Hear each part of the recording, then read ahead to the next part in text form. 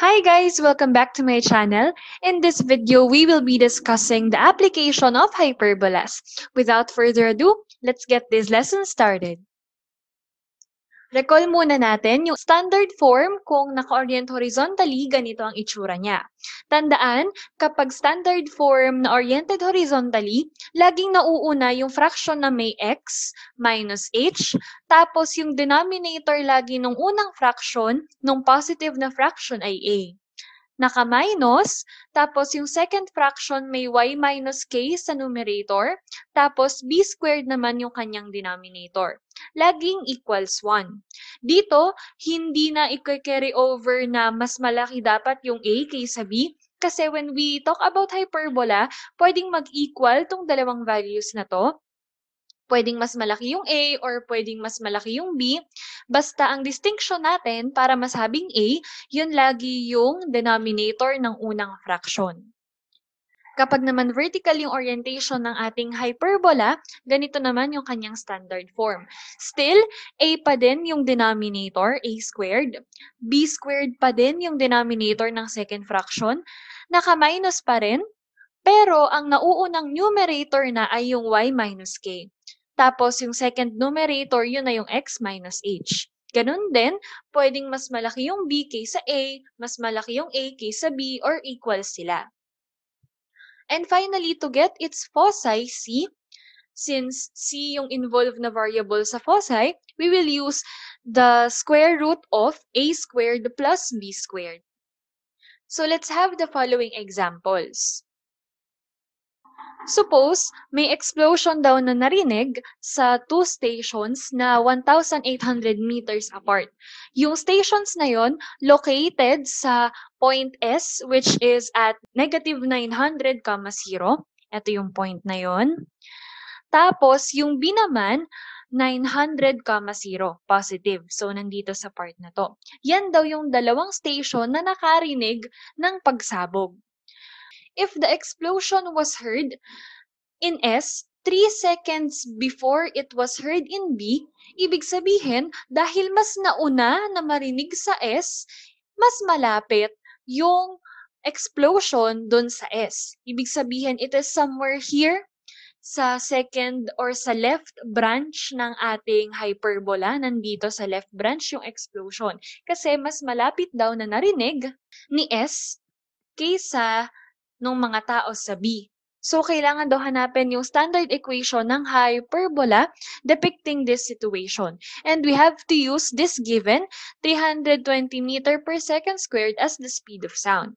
So, alam naman natin na kapag ang ating hyperbola ay naka-orient horizontally, dapat yung ating standard form ay ganito yung itsura, x minus h squared yung nauna, tapos over a squared minus y minus k squared over b squared equals 1. Kung mapapansin nyo dito, dahil yung kanyang 2 points, which is S and B, ito yung nagsisilbing foci. Nandito yung point S, andito yung point B. Kung kukuhanin natin ang midpoint nito, na magsisilbing center, the midpoint of this S and B is the origin. Kaya pwede nating sabihin na ang center ng hyperbola nito ay 0, 0. Dahil 0, 0 to, ito yung h natin, tapos ito yung k. We can just simplify the standard form as x squared over a squared minus y squared over b squared equals 1. At mapapansin natin na itong a at b or a squared at b squared na lang yung kailangan nating hanapin na values. Ayan, so hahanapin daw natin yung a squared, b squared at c squared. Itong s at b, nabanggit ko kanina na ito ay foci. At kapag foci, ang involved na variable dyan ay c. Kung mapapansin natin, ang center natin ay nasa 0, 0. Sulat natin yung dito sa taas. And from center, hanggang sa isang foci, we have 900. So we can say that C is equal to 900. Ito kasi yung layo ng isang foci from the center.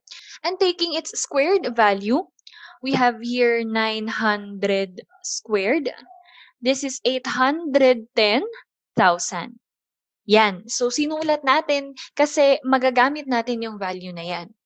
Para naman makuha yung A at B, titingnan natin dito sa ating given. Na-highlight ko din to kanina, itong 3 meter per second, tsaka itong 3 seconds.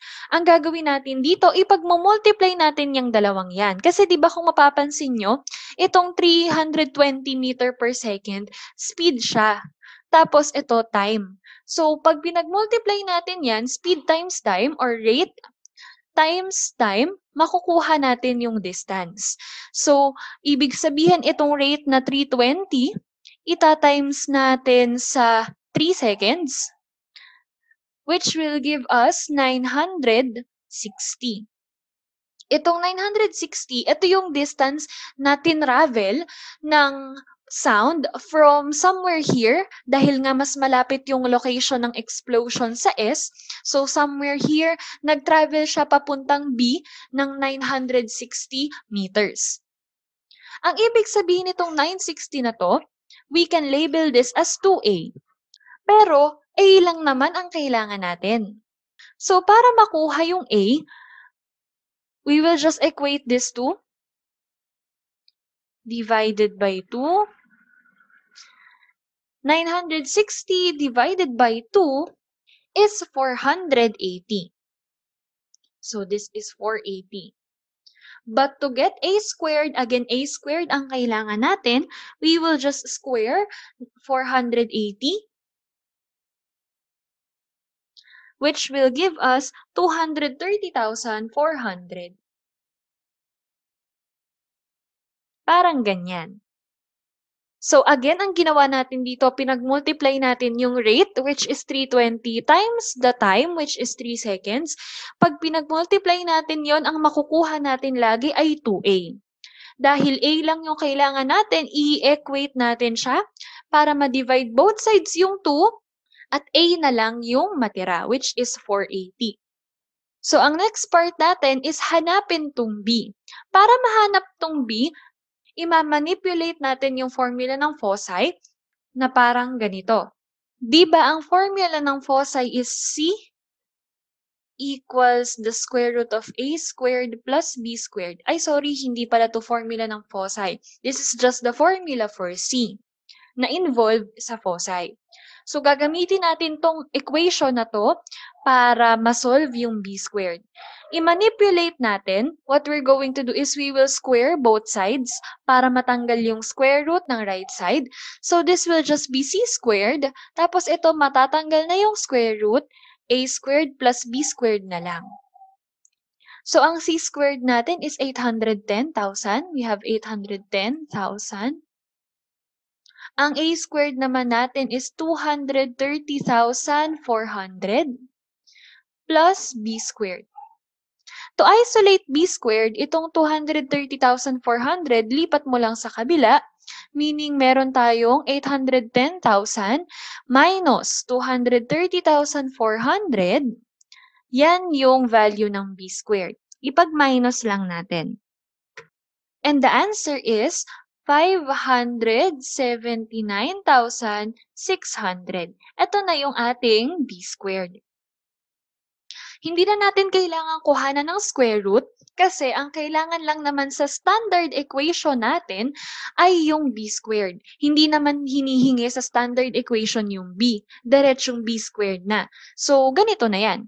We will just write here 579,600. Tapos, out of this value ng A squared at B squared, pwede na nating mabuo yung hinihingi na standard equation. So, recall lang natin yung mga values. Ang A squared natin is 230,400. Tapos, yung B squared natin is 579,600. Tapos, yung C squared natin, 810,000. Again, recall natin na ito ay oriented horizontally, kaya x squared dapat yung mauna. Ang denominator nito ay A squared, which is 230,400. Again, naka-minus y squared. Ang denominator naman ay yung B squared. We have 579,600. equals 1. Tapos, ayan na. Yun na yung ating sagot sa tinatanong na standard form or standard equation ng hyperbola na involved sa situation na ito. Therefore, we write it as a conclusion. The standard equation of the hyperbola is x squared over 230,400 minus y squared over 579,600 equals 1. Yun na, na-solve na natin ang example 1. Punta naman tayo sa example 2 dahil itong example 2 ay follow-up lang ng example 1. Given the same condition, for example daw itong ating y-axis ay isang railroad track. Riles ng tren in other words. Tapos, yung explosion daw ay 600 meters away from the railroad. So kung mula dito sa railroad, 600 meters sa left. Bakit sa left? Recall natin kanina na mas naunang narinig ng station S yung sound or yung explosion. Kaya mas malapit sa kanya yung ating site of explosion or location of the explosion. Kaya pa-left yung ating movement for this one. So, isulat muna ulit natin yung standard equation ng parabola. Yan yung naging sagot natin sa example 1 kanina. Tapos, dahil 600 meters away daw from the railroad, kung ang railroad natin ay itong y-axis, 600 meters daw pakaliwa. Again, pakaliwa dahil mas malapit sa point S or sa station S. So, kung ito yung ating railroad, bibilang tayo ng 600 pakaliwa. So, more or less, either nandito sa point na to or nandito sa baba. Dalawa yung possible answer natin kasi dalawang point sa hyperbola yung nagsasatisfy sa condition na 600 meters away from the railroad. Dahil pakaliwa ang ating movement from the y-axis, our x here is negative 600, tapos yung y yung hinahanap. Kapag ganito na y yung hinahanap tapos coordinates yung tinatanong, we can use this 600 as substitute for x here. Ibig sabihin, isa-substitute lang natin and then we will solve for y. Gawin natin. So again, we have x squared over 230, 400 minus y squared over 579, 600 equals 1. Ang next step natin, palitan natin yung x ng negative 600, naka-squared. We have 230, 400 minus y squared, 579, 600 equals 1. Negative 600 squared is positive 360,000. So this is 360,000. Divided by 230, 400. Kapag itong fraction na to ay ating in the lowest term, this will be 25 over 16. Again, we express this in its lowest term kasi yung both numerator at denominator ay pwedeng i-divide sa 14,400. Ang GCF ng numerator at denominator ay 14,400. Kaya na lowest term natin, dinivide natin yung numerator at denominator dito, making our fraction look like this, 25 over 16. And then ito, same pa din. This is y squared. 579, 600 equals 1.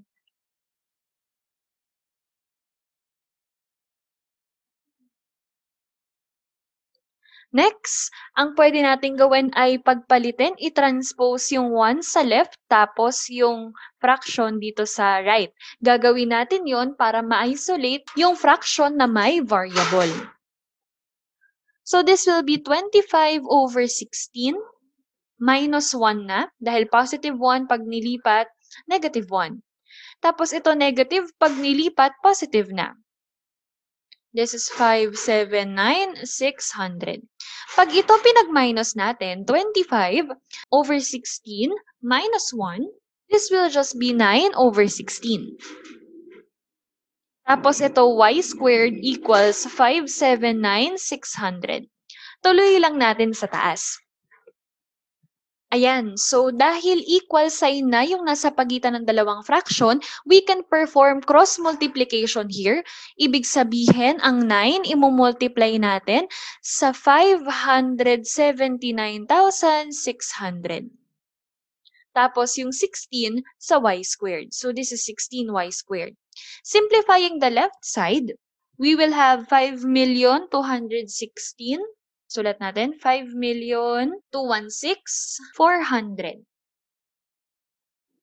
Tapos ito, 16y squared. And then, ayan, malapit na. Divide both sides by 16. Y squared is just 326,025.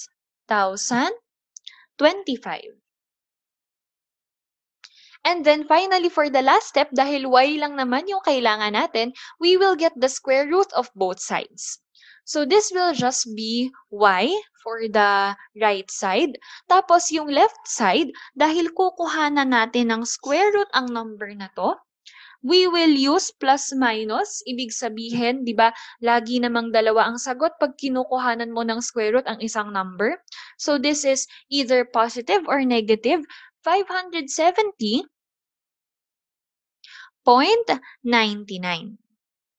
Again, ira-round off natin sa 2 decimal places. Tapos, laging plus minus kasi nag-take tayo ng square root ng isang number in our solution. So, yan na yung ka-pair ng negative 600 sa ating coordinates. Ibig sabihin, kung titingnan natin dito sa ating illustration, ito yung railroad. Tapos, negative 600 yung x-coordinate. So, ito, it's either nandito yung isang point or nandito yung point of explosion. So, hindi naman sinabi sa problem kung nasaang quadrant yung point of mismong explosion. So, we will consider two possible answers here. Therefore, the possible coordinates of the location of the explosion can either be negative 600, 570.99 or negative 600, negative 570.99. Again, kahit ano dyan ay pwedeng maging sagot kasi hindi naman nakaspecify dito kung sa second or third quadrant ba nagkaroon ng explosion. So, emphasize lang ulit natin, it's either nandito, yan yung negative 600, 570.99. Tapos, ito naman yung isa. Negative 600, negative 570.99. So, that's it for the application of hyperbola. Carry over pa rin dito yung pag-a-analyze mo ng ABC, ng A squared, B squared, at C squared para masagot mo yung tinatanong ng problem. Thank you for watching and see you on the next video.